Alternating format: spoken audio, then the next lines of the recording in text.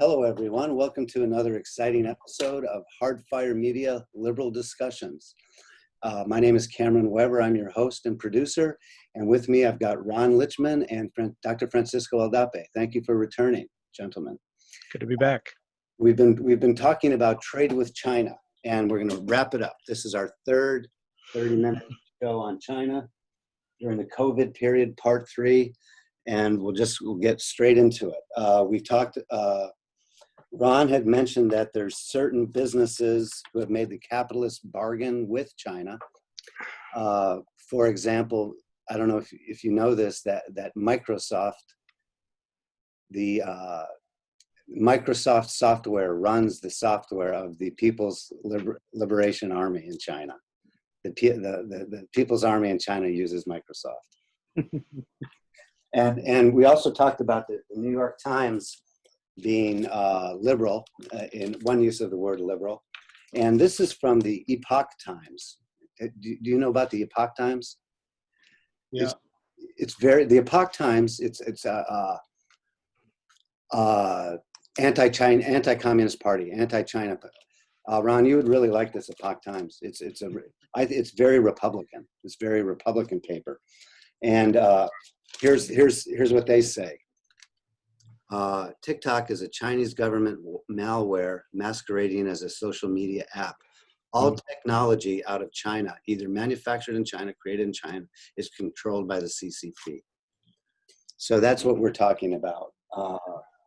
Ron's concern, geopolitical concerns, is that China wants to, what exactly?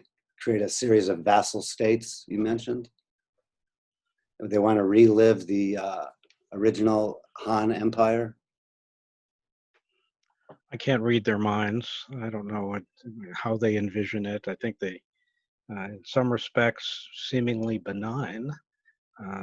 President Xi wants to revert or overcome or recover from what he deems to be a century of humiliation. And that's a perspective of whether it really was a century of humiliation or not, but that's their vision. Now, if they wanted to level a playing field, so to speak, or play a catch-up, that's one thing. Another thing is to dominate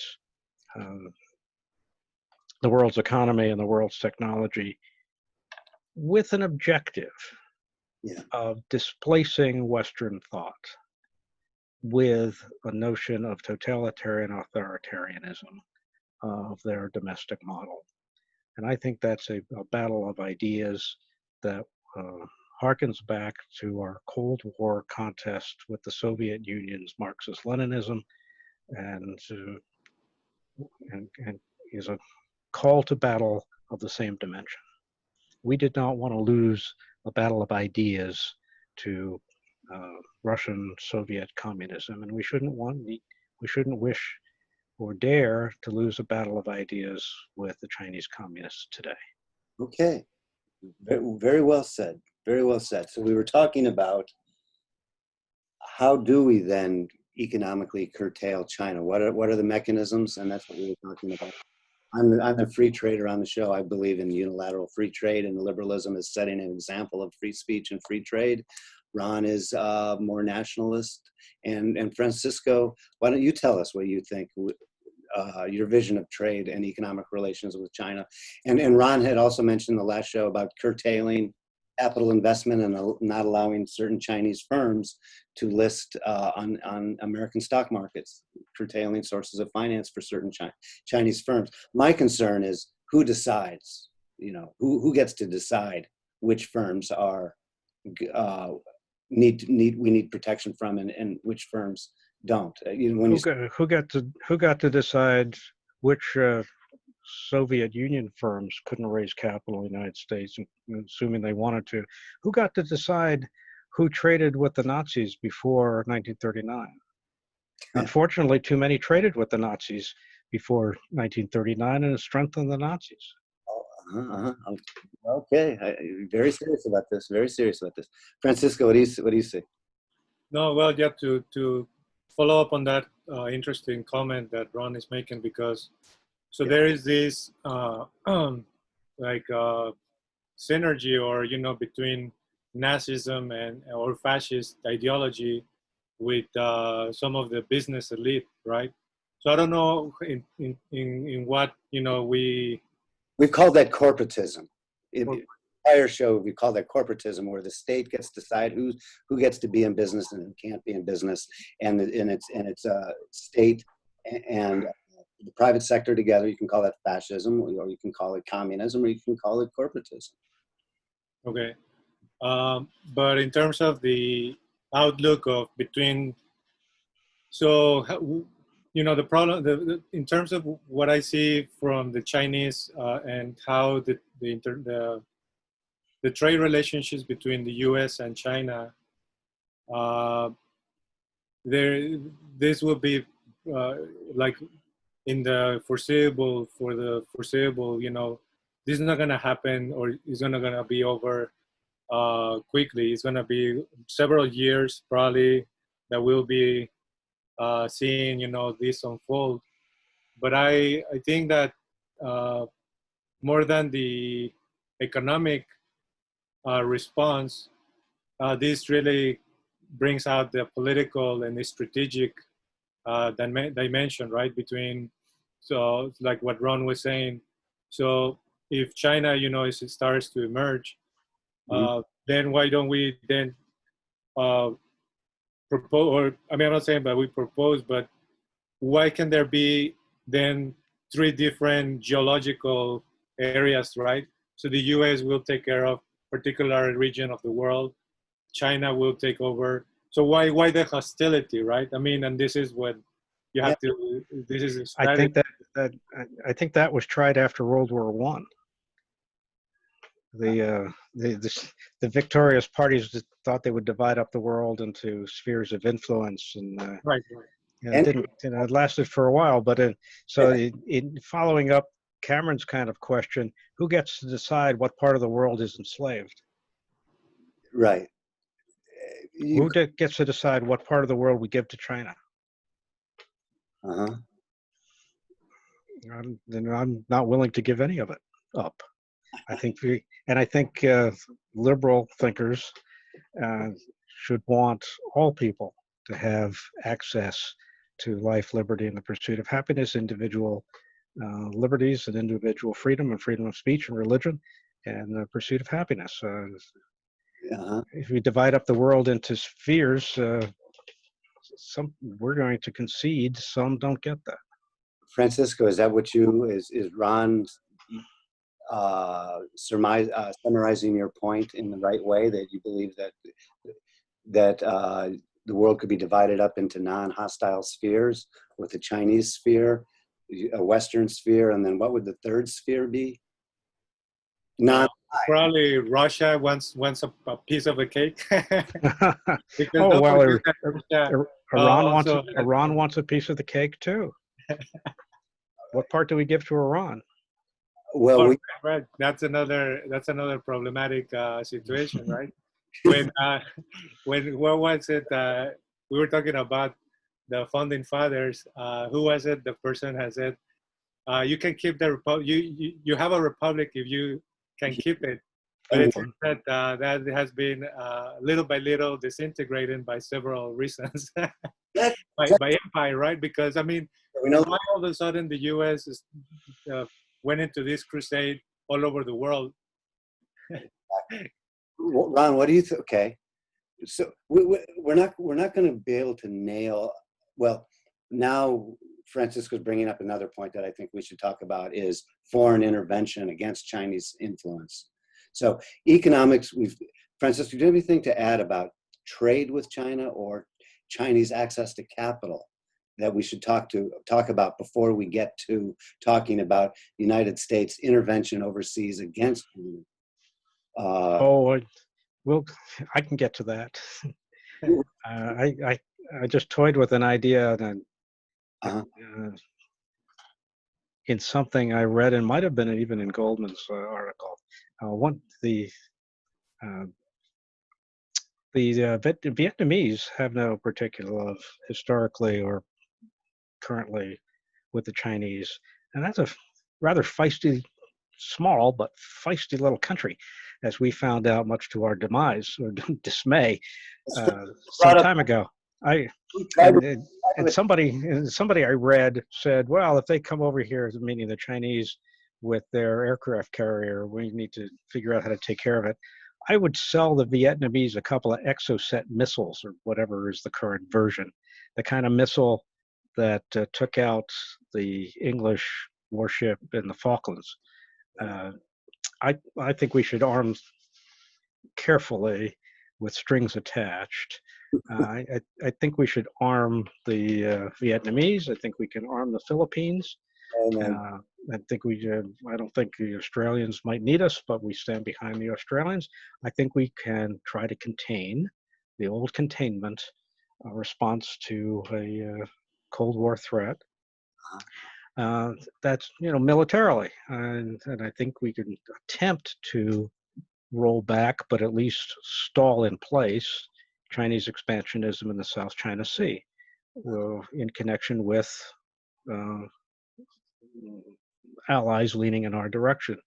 I think that we could, and our finances are strained to do it at the moment, but I think we ought to respond to this Chinese Belt and Road Initiative with a free, I know this will sound ironic, with a free market, more capitalist version of investing in the third world that does not lead all trade back to China as vassal states. But I'm tossing up qualitative ideas, not quantitative ideas. No, we're both Francisco and I are qualitative economists. We're not the mathematical economists. You're an attorney, right, Ron? I mean, you're professional. Yes. So we're able to have a conversation despite our different professional backgrounds. But let's go back, Francisco. What do you say about free trade with China? About, let's just, before we've heard from Ron on the geopolitical military side. What about on the trade and investment side, Francisco, with China? I want to hear what you have to say about that. Well, this goes back to the point that I was making in one of the previous conversations that we had regarding the way that American corporations, since for a long time, make the investments in China, but at the expense of American workers. And I think this whole trend of what became known as the Neoliberal Agenda has been very detrimental. And we can see the backlash now, right? I mean, the way that the U.S. is divided in so many different fronts. I was reading this very interesting book by Mark Blythe and Eric Longerman called Angrynomics. Yeah. We heard about it, but I recommend it, in which they it's like a conversation that they have, kind of like what we're having here between them. But there is this, I think it's chapter 3, where they go over, the post-1945, post-World War II history, where, before there was some sort of like the social contract back then, capital used to pay taxes. There were not all these like tax havens that allowed capital to not give back to the state. And there were also very important protections like labor unions, right? So as productivity goes up, wages in many ways should be going up, right? But what happened? So long as it's key to productivity, yes. Right. So what happened by the 1980s? Reagan, Thatcher, and the whole story that we already know of. Wages have been stagnant since then. I think workers have not the wages that have not been increased since like 1979 or something like that. Yeah, but the thing about that argument is that it omits taxes and transfers and non-wage benefits. For example, for the large corporations, they can write off health insurance for their workers, and that's a benefit that's not captured in those wage figures. Whereas the entrepreneur, the small business person, the independently employed, 10%, 15% of the United States can't do that. So that's a benefit to the large corporations that employees see, and those figures don't take into consideration welfare benefits. Right, but let's not even talk about the healthcare system, because that's part of the people who don't have a healthcare protection in this country, for instance. I mean, in all other Western civilized countries, you have a system that protects people when they get sick. That's another one of the questions that we might raise. Why the US doesn't have such a system that would allow many of the people who need medical attention to get it, right? These companies wrote Obama. That's a lot bigger question, and the health insurance and I mean, you raised two different kinds of issues. Should there be access to healthcare, or should it be free or so-called affordable? We have access to healthcare, especially with the advent of Obamacare, but it doesn't turn out to be free. It was sold as free, and it's certainly not affordable. So what? Yeah, so that's it's a more difficult. I think it's a more difficult solution than first appears. So how do you set? I wanted to come at Francisco from another point of view, with apologies for putting you in a crossfire somewhat.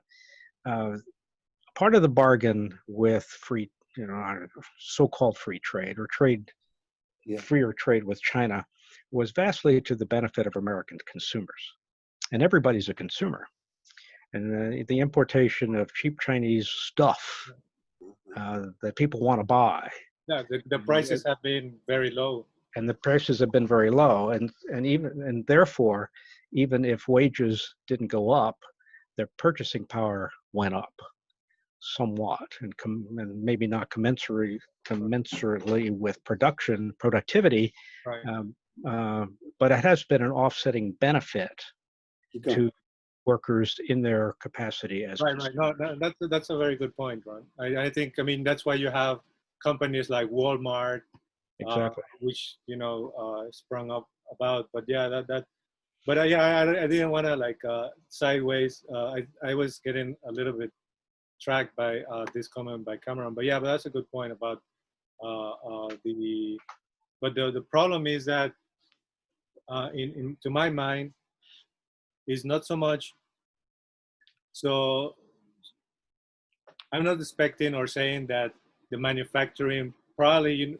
So right now we're probably entering a world where there's going to be a lot of protectionism, right? Nationalism.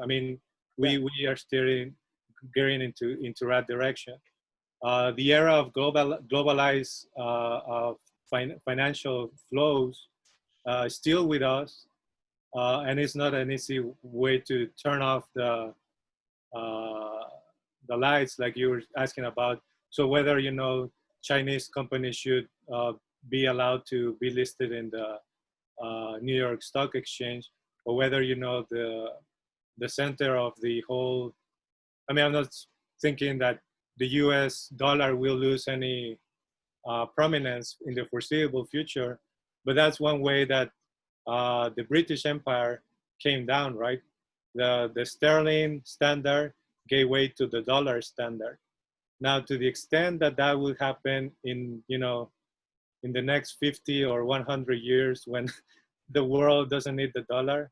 I don't see that, but that's another issue that perhaps we need to be aware of, Francisco, you might know this. You were on were in finance. The UN, the Chinese UN, the RMB, they want to be a world reserve currency, right? They're working towards removing, and this goes back to the original show that Ron and I did about this on the twin deficits and the exorbitant privilege of the US dollar, allowing us to run both the twin trade deficit and government budget deficits. How is China doing towards? So again, it's this dialectic. If we get rid of the exorbitant privilege the United States has, then we no longer can run up these huge government deficits, passing on debt to those yet born and all the invisible inflation. And so would China's allowing currency trade, having China as a reserve currency, a free floating currency, would that help solve the geopolitical problems? Oh, I think it would exacerbate it and put us in danger. I think the notion of China having the world's reserve currency is not benign. Uh-huh. With the exception, and some notable exceptions, like sanctions against North Korea and Iran, for the at least ostensibly, but intended to be for the sake of nuclear non-proliferation. The United States' access to capital, to the reserve currency, is benign.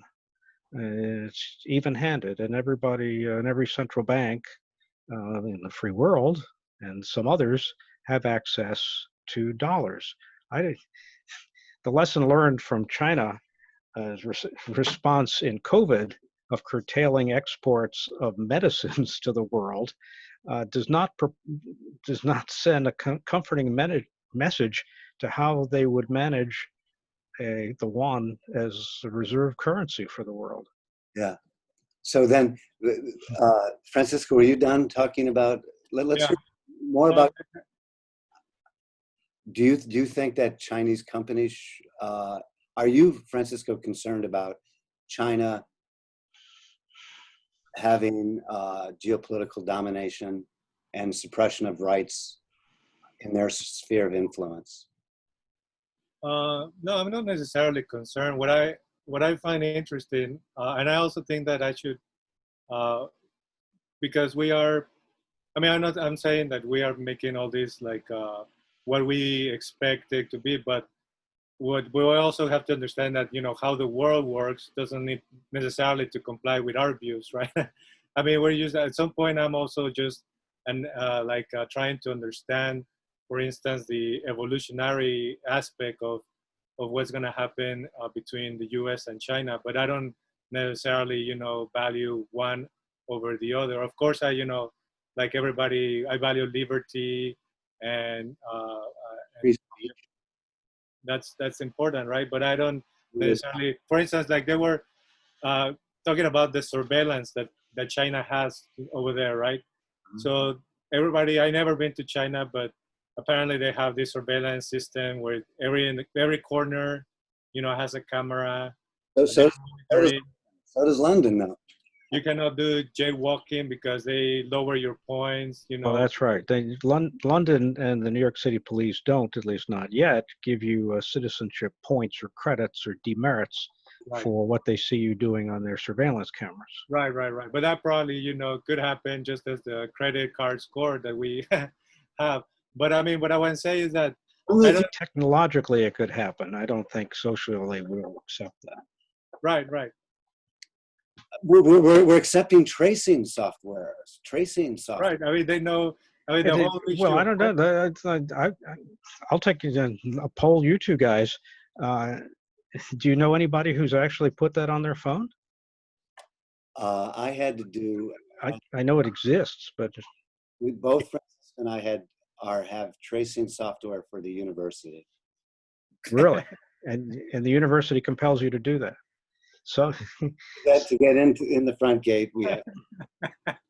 And what if you turn off your GPS locator on your phone when you leave the front gate? No, it's not that bad. It's just No, but this type of technology actually was helpful to countries like in Taiwan I in know. Korea, right, with this whole COVID. So we've believe it or not, we've used up our 24 minutes again. And I want you to because this is very important. You and I have spent hours on this thing. Give us a couple minutes of your concluding thoughts. You've been very profound and forceful. What do we do next as a nation to alleviate your concerns?